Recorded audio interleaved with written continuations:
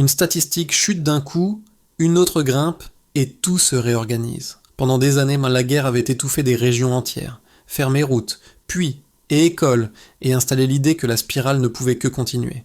Puis, sous l'arrivée d'Ibrahim Traoré, une dynamique locale commence à contredire les pronostics. Marchés qui rouvrent, patrouilles plus régulières, retours par vagues, signes modestes mais répétés. Si ce contraste est réel, que dit-il du Burkina Faso d'aujourd'hui et surtout de ce qui peut casser ou tenir quand la pression géopolitique et les fragilités internes se superposent? Cette analyse fait une promesse claire, expliquer, sans dramatisation ni miracle institutionnel, comment un pays longtemps brisé par la guerre parvient à stabiliser des communautés concrètes par une méthode ancrée dans le terrain. L'enjeu pour le lecteur est simple et précis. Comprendre la logique réelle de la reconstruction burkinabé en 10 à 12 mots clés afin de distinguer ce qui relève d'un redressement mesurable de ce qui reste fragile ou réversible. Au cœur du Burkina Faso contemporain, chaque progrès se situe sur une ligne de crête. La sécurité minimale ouvre un espace mais ne garantit rien. L'autosuffisance agricole redémarre mais reste dépendante de l'eau, des routes et de la continuité locale. La cohésion sociale se reconstruit, mais demeure sensible aux chocs externes. C'est précisément cette tension permanente qui rend la trajectoire actuelle décisive. Suivre cette dynamique, c'est donc accepter de regarder les signaux faibles plutôt que les annonces et de mesurer les risques au même niveau que les opportunités. La suite montrera comment ces équilibres se mettent en place et ce qu'ils révèlent réellement. Le premier révélateur tient en une donnée simple. Après 2022, plus de 28 bataillons ont été déployés pour reprendre le contrôle des zones les plus instables. Le second, moins visible mais tout aussi structurant, apparaît dans la réaction des habitants. Au lieu de fuir durablement, une partie s'organise et revient contre toute attente. Ces deux signaux combinés expliquent pourquoi la trajectoire du Burkina Faso commence à diverger de celle observée les années précédentes. Avant ce tournant, le nord et le centre du pays vivaient dans une continuité de crise. Les attaques répétées avaient vidé des villages entiers. Les routes étaient abandonnées, les puits détruits et les écoles fermées sans perspective de réouverture. L'absence de présence étatique durable entretenait un cercle vicieux. Insécurité, déplacement, effondrement économique local. Chaque incident confirmait l'idée d'un recul irréversible. L'arrivée d'Ibrahim Traoré marque alors un changement d'approche, plutôt qu'une rupture spectaculaire. La stratégie initiale ne vise pas une victoire totale, mais une stabilisation minimale et continue. Les bataillons sont positionnés pour sécuriser des points précis. Axes de circulation, villages clés, marchés potentiels. Cette présence régulière, même limitée, crée un espace où des acteurs civils peuvent réapparaître. C'est dans cet interstice que se joue la bascule. À mesure que certains villages deviennent praticables, des marchés rouvrent à un rythme prudent, les familles déplacées reviennent par vagues, souvent pour tester la situation avant de s'installer durablement. Des signes ordinaires, longtemps absents, reprennent sens. Aller chercher de l'eau sans escorte, cultiver un champ proche, maintenir une classe ouverte quelques jours par semaine. Le contexte historique permet de mesurer l'ampleur de ce déplacement. Là où la présence de l'État était autrefois intermittente, elle devient plus constante, associant forces de sécurité, équipes civiles et initiatives communautaires. Cette combinaison ne supprime pas les risques, mais elle modifie profondément la perception collective. La paix cesse d'être une abstraction et commence à se manifester dans des gestes répétés. Sous l'impulsion d'Ibrahim Traoré, ce cadre opérationnel crée les conditions d'une reconstruction encore fragile mais désormais observable. Pour comprendre l'effet réel des premières décisions, il faut quitter les indicateurs globaux et suivre un personnage ordinaire sans fonction politique ni rôle symbolique. Dans un village du centre du pays, un agriculteur, revenu après plusieurs mois de déplacement, résume le changement par une phrase simple. La différence n'a pas été la fin de la peur, mais le retour de l'eau. La réparation du puits local précède tout le reste. Elle permet aux familles de rester plus longtemps, puis de revenir de manière plus stable. Ce détail, apparemment mineur, déclenche une chaîne d'effets immédiats. Une fois l'eau accessible, les cultures de base reprennent. Les champs proches sont travaillés de nouveau, sans promesse de rendement exceptionnel, mais avec une continuité suffisante pour nourrir les foyers. Quelques semaines plus tard, un marché hebdomadaire réapparaît, d'abord réduit, puis légèrement plus dense. Les vendeurs arrivent tôt, repartent avant la nuit, mais reviennent la semaine suivante. Dans une autre localité, une enseignante raconte un basculement similaire. Convaincue par la régularité des patrouilles, elle rouvre une petite classe. Le premier jour, 10 enfants seulement sont présents. Ils restent silencieux, hésitants, puis sortent donc leur cahier. Ce moment n'a rien d'héroïque, mais il marque un seuil, une communauté accepte de se projeter à nouveau dans un lendemain proche. Ces trajectoires individuelles éclairent la logique globale mise en place sous Ibrahim Traoré. Elles montrent que la stabilisation ne se mesure pas d'abord par de grandes annonces, mais par des décisions concrètes qui modifient le quotidien. So what, la reconstruction commence quand la vie ordinaire redevient possible. Avant le changement de cap, la chronologie suivait une pente descendante presque mécanique. Chaque semaine apportait son lot d'attaques, de déplacements forcés et d'infrastructures abandonnées. Les villages du nord et du centre se vidaient progressivement et les routes devenaient des lignes de rupture plutôt que de circulation. Dans ce contexte, l'État apparaissait de façon intermittente, souvent trop tard, puis disparaissait à nouveau. Cette instabilité entretenait un réflexe de fuite durable où partir semblait plus rationnel que rester. Après la prise de pouvoir, la séquence s'inverse par étapes. La première phase correspond à une activation rapide mais ciblée. Des unités mobiles sont déployées non pour lancer des offensives massives, mais pour sécuriser des points précis considérés comme vitaux. Carrefour, village stratégique, axe secondaire. Sous l'impulsion d'Ibrahim Traoré, cette approche privilégie la continuité plutôt que l'effet spectaculaire. La présence devient régulière, même si elle reste limitée en effectif. Ce simple changement modifie la perception locale. La deuxième phase marque le moment de tension, là où le processus peut basculer ou s'effondrer. Les premières semaines sont hésitantes. Les habitants observent, testent, reviennent brièvement, puis repartent. Les marchés rouvrent un jour par semaine, parfois sous protection, parfois presque vides. Pourtant, chaque répétition renforce l'idée que la situation ne régresse pas immédiatement. Les convois commencent à circuler de nouveau, d'abord lentement, puis avec plus de régularité. Les routes minées sont contournées, puis progressivement sécurisées. Le point de bascule apparaît lorsqu'un marché central reprend après plusieurs mois d'inactivité. Les vendeurs arrivent prudemment, vendent vite, repartent avant la nuit, mais ils reviennent la semaine suivante, puis la suivante encore. Ce va-et-vient crée un rythme. Autour du marché, de petites activités émergent, réparateurs de motos, commerçants ambulants, échanges de semences. Ce n'est pas encore une relance économique complète, mais un signal clair que la vie collective recommence à s'organiser. La troisième phase correspond aux répliques durables. Une fois les marchés stabilisés, des équipes agricoles locales interviennent. Elles distribuent des semences, évaluent l'état des canaux d'irrigation et priorisent la réparation des puits. Dans les zones où l'eau est rétablie, le retour des familles s'accélère.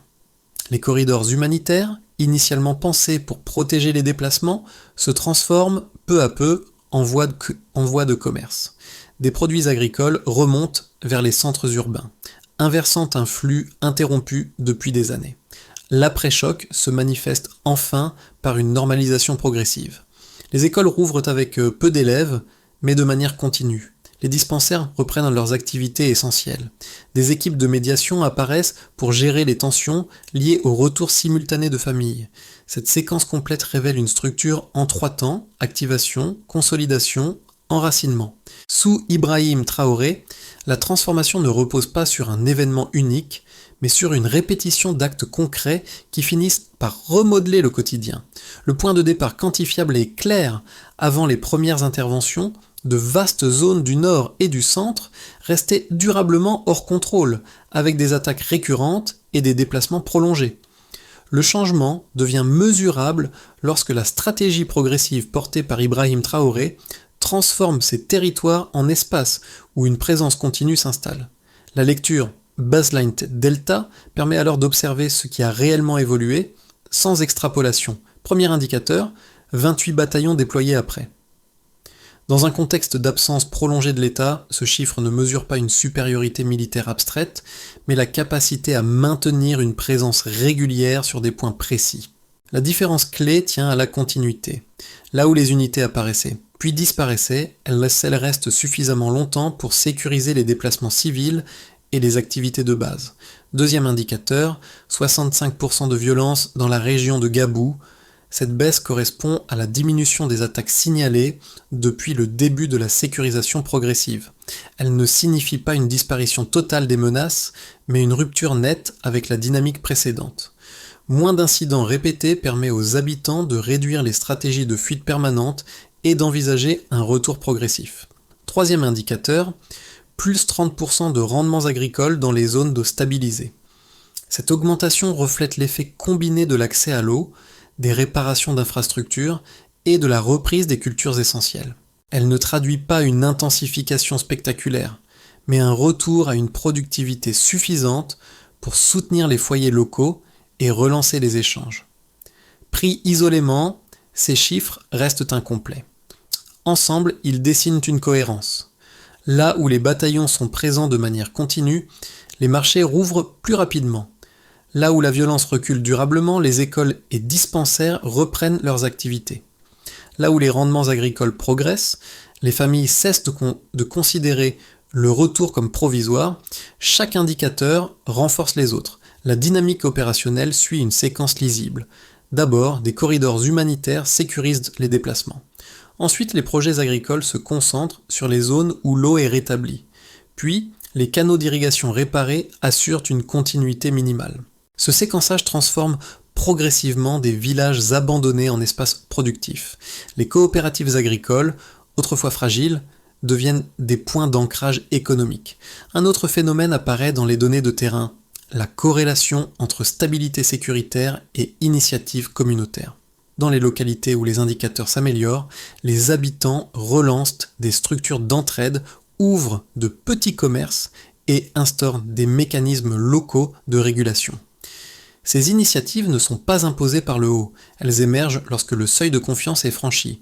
Les chiffres rappellent enfin la fragilité de la trajectoire. Une amélioration mesurée n'efface pas les risques, mais elle crée un ancrage psychologique indispensable. En montrant que la sécurité peut évoluer, que l'agriculture peut repartir et que les familles peuvent revenir, les données transforment des perceptions anciennes. Sous l'impulsion d'Ibrahim Traoré, l'impact repose sur une accumulation cohérente. Chaque progrès, même modeste, devient une brique supplémentaire du redressement. Deux interprétations contrastées dominent l'analyse de la trajectoire récente du Burkina Faso. La première met l'accent sur la fragilité structurelle des progrès observés. Selon cette lecture, la baisse de la violence et la reprise locale restent largement dépendantes d'un dispositif sécuritaire intensif. Les critiques soulignent que la présence accrue des bataillons peut masquer des vulnérabilités persistantes, infrastructures encore dégradées, institutions civiles incomplètement réinstallées et risque d'épuisement des unités engagées. Dans cette optique, la stabilisation actuelle serait réversible si la pression sécuritaire diminuait ou si des chocs externes survenaient simultanément. La seconde lecture défend une approche presque inverse. Elle insiste sur le rôle central des communautés dans la dynamique en cours. Les partisans de cette analyse mettent en avant la réouverture des marchés, la reprise agricole, la réparation des puits et le retour progressif des services éducatifs et sociaux. Pour eux, la sécurité n'est qu'un déclencheur. Le moteur réel du changement réside dans la capacité des habitants à se réapproprier leur quotidien dès que les conditions minimales sont réunies. Les initiatives locales, souvent modestes, seraient donc les véritables garantes de la durabilité du redressement. Une synthèse rigoureuse impose de confronter ces deux positions aux données disponibles. Les indicateurs quantitatifs montrent bien une amélioration mesurable. Recul de la violence dans certaines zones, hausse des rendements agricoles, reprise d'activités économiques locales. Ces éléments confirment qu'un changement réel est à l'œuvre. En parallèle, les observations de terrain révèlent que là où la présence sécuritaire se relâche trop vite, les fragilités réapparaissent. Les deux lectures pointent donc chacune une part de vérité. La conclusion la plus solide est celle d'une interaction continue entre sécurisation et reconstruction civile. La stabilisation n'est ni exclusivement militaire, ni spontanément communautaire. Elle repose sur un équilibre délicat où la sécurité ouvre l'espace et où les communautés le remplissent par leurs propres initiatives. Sous la direction d'Ibrahim Traoré, cette cohabitation produit des résultats visibles mais encore sensibles aux perturbations. Reconnaître cette dualité permet d'éviter à la fois l'optimisme excessif et le scepticisme systématique. Il ne s'agit plus seulement de sécuriser des zones isolées, mais d'observer comment plusieurs territoires stabilisés commencent à fonctionner selon une logique nouvelle. Sous l'impulsion d'Ibrahim Traoré, cette phase intermédiaire ne repose pas sur un événement spectaculaire, mais sur une accumulation de ruptures discrètes qui modifient durablement les comportements. Dans certaines localités du Nord, les corridors humanitaires cessent d'être de simples couloirs protégés et deviennent des axes de circulation économique réguliers. Les échanges reprennent sans annonce officielle, mais avec une constance suffisante pour changer les habitudes. Ce midpoint révèle une mutation plus profonde. L'économie locale ne dépend plus uniquement de la présence sécuritaire. Elle recommence à s'auto-organiser. Les marchés attirent progressivement de nouveaux vendeurs, les agriculteurs coordonnent des échanges saisonniers et les familles revenues consolident leur réseau de solidarité. Chaque geste reste modeste, mais leur répétition crée une inertie positive. Dans les écoles rouvertes, la fréquentation demeure limitée, mais régulière. Cette continuité envoie un signal clair. La communauté accepte de se projeter au-delà de l'urgence immédiate. Les dispensaires fonctionnent de manière intermittente, mais prévisible. Les médiations locales apparaissent pour gérer les tensions liées au retour simultané. Ce point médian montre ainsi que la reconstruction a franchi un seuil critique. Elle n'est plus seulement soutenue de l'extérieur. Elle commence à se maintenir de l'intérieur. À partir de là, la trajectoire dépend moins d'un choc unique que de la capacité collective à préserver ces équilibres fragiles. Les conséquences concrètes de la stabilisation apparaissent clairement lorsqu'on observe 4 groupes directement concernés par la trajectoire en cours. La vie quotidienne des habitants, les dynamiques économiques locales, les structures sociales et éducatives, et enfin l'environnement régional. Sous la direction d'Ibrahim Traoré, ces effets ne se déploient pas de manière uniforme, mais selon des rythmes différenciés qui, mis bout à bout, dessinent une évolution cohérente. Pour les communautés locales, l'impact le plus immédiat concerne la sécurité de proximité. Dans les villages longtemps isolés, les habitants décrivent un changement perceptible dans les gestes ordinaires. Les familles reviennent par étapes, d'abord pour évaluer l'état des maisons, puis pour s'installer durablement. La possibilité de circuler jusqu'au puits ou au champ sans escorte devient un marqueur central. Cette normalisation progressive réduit la logique de survie permanente et permet de reconstruire des routines élémentaires, indispensables à toute projection collective. Sur le plan des dynamiques économiques, les effets apparaissent ensuite, mais se consolident plus rapidement. Les marchés hebdomadaires, d'abord prudents, gagnent en régularité. Les petits commerces, les réparateurs de motos et les vendeurs ambulants retrouvent des débouchés. Les corridors initialement humanitaires se transforment en axes commerciaux où circulent céréales, produits maraîchers et bétail. Cette reprise ne signifie pas prospérité immédiate, mais elle réactive les échanges locaux et réduit la dépendance à l'aide ponctuelle. Du côté des structures sociales et éducatives, le changement se mesure dans la continuité plutôt que dans l'ampleur. Les écoles rouvrent avec des effectifs réduits, mais maintiennent un calendrier stable. Les dispensaires assurent les soins essentiels de manière prévisible. Les médiateurs communautaires interviennent pour résoudre les conflits liés aux terres ou au retour simultané de familles.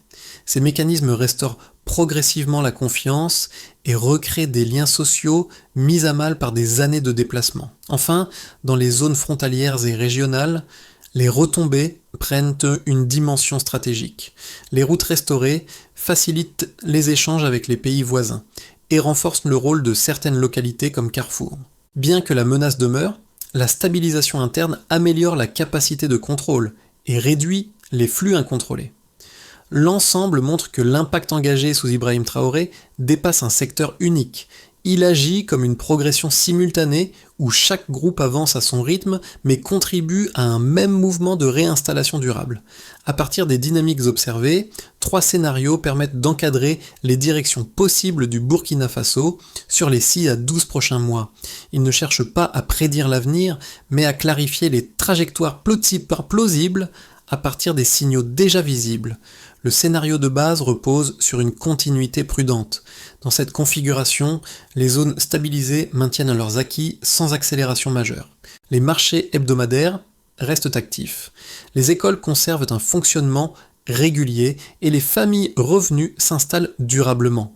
Les tensions sécuritaires persistent dans certaines poches, nécessitant des ajustements constants. L'agriculture poursuit une progression modérée, sensible aux variations climatiques et logistiques. Ce scénario suppose que les équilibres actuels tiennent sans rupture positive ni choc majeur. Un scénario plus favorable s'ouvre si plusieurs leviers convergent. La régularité des marchés renforce la confiance des commerçants. Les coopératives agricoles gagnent en organisation et les corridors devenus routes commerciales attirent davantage de flux. Les infrastructures réparées commencent à produire des effets cumulatifs. Les services sociaux consolident leur présence, réduisant les tensions locales.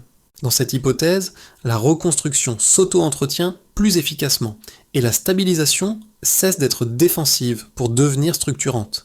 Ce scénario dépend toutefois d'une coordination fluide entre sécurité, initiative locale et continuité des ressources. Le scénario le plus difficile apparaît si plusieurs vulnérabilités se superposent. Des aléas climatiques plus sévères, des poussées de violence localisées ou des ruptures logistiques peuvent fragiliser les acquis. Les rendements agricoles stagnent, certains marchés deviennent irréguliers et les familles récemment revenues hésitent à rester. La situation ne replonge pas nécessairement dans le chaos, mais une instabilité diffuse ralentit la reconstruction et érode la confiance acquise. Les communautés restent alors en équilibre précaire. Une clé de lecture transversale s'impose pour ces 3 scénarios. Observer les signaux faibles plutôt que les annonces. La régularité d'un marché, la continuité d'une classe, le fonctionnement d'un puits ou la stabilité d'une coopérative disent plus sur la trajectoire réelle que des variations ponctuelles. Sous l'orientation impulsée par Ibrahim Traoré, l'enjeu central n'est pas la vitesse, mais la capacité à maintenir ces micro-équilibres. C'est leur persistance ou leur rupture qui déterminera le chemin suivi. Pour ceux qui suivent la situation du Burkina Faso à distance, la trajectoire décrite résonne différemment selon les sensibilités et les priorités. 3 angles de lecture permettent de comprendre ce que ces évolutions signifient au-delà du terrain lui-même. Le premier regard concerne les lecteurs attentifs aux enjeux humains et sociaux. Ils observent avant tout le retour d'un quotidien longtemps fragmenté. Les familles qui reprennent des routines simples, les enfants qui retrouvent une salle de classe, les marchés qui réapparaissent après des mois d'abandon, constituent donc pour eux des indicateurs forts. La transformation ne se lit pas dans les discours officiels, mais dans la capacité d'une communauté à se recomposer autour de gestes ordinaires qui redonnent de la cohérence à la vie collective. Le deuxième regard est celui des lecteurs davantage sensibles aux dynamiques économiques. Ils perçoivent dans la relance agricole, la circulation des produits et l'ouverture progressive de petits commerces un signal tangible de redémarrage. Leur attention se porte sur la continuité. Les marchés resteront-ils actifs? Les axes commerciaux résisteront-ils au choc? Pour ce public, la stabilité économique locale est le critère qui distingue une reprise fragile d'un moteur durable. Le troisième regard s'adresse à ceux qui s'intéressent aux questions de gouvernance et de cohésion. Ils voient dans les médiations locales, le retour des enseignants et l'émergence de réseaux d'entraide un modèle de résilience collective. Ces mécanismes montrent comment des structures locales peuvent fonctionner lorsque les conditions minimales sont réunies. Sous l'impulsion d'Ibrahim Traoré, ces signaux suggèrent une forme de reconstruction qui dépasse les frontières nationales et invite à réfléchir à d'autres contextes marqués par des ruptures similaires. Pour ces 3 publics, 2 enseignements communs se dégagent. Suivre les faits concrets plutôt que les annonces, et observer comment les petits systèmes locaux maintiennent leur cohésion sous pression. Ces éléments offrent une grille de lecture plus robuste pour comprendre la trajectoire en cours. La phase suivante consiste à structurer une feuille de route pragmatique capable de prolonger les dynamiques observées. Sous la conduite d'Ibrahim Traoré, l'approche repose sur un principe central. Chaque action doit produire un effet vérifiable, même dans des territoires fragilisés. 5 axes concrets permettent de cadrer les prochains mois sans promesses excessives. Le premier axe concerne la sécurisation continue des zones stabilisées. Des équipes mixtes associant forces de sécurité et acteurs civils maintiennent une présence régulière. L'indicateur clé n'est pas l'intensité, mais la constance observée dans les patrouilles et la circulation quotidienne. Le deuxième axe vise la consolidation agricole ciblée.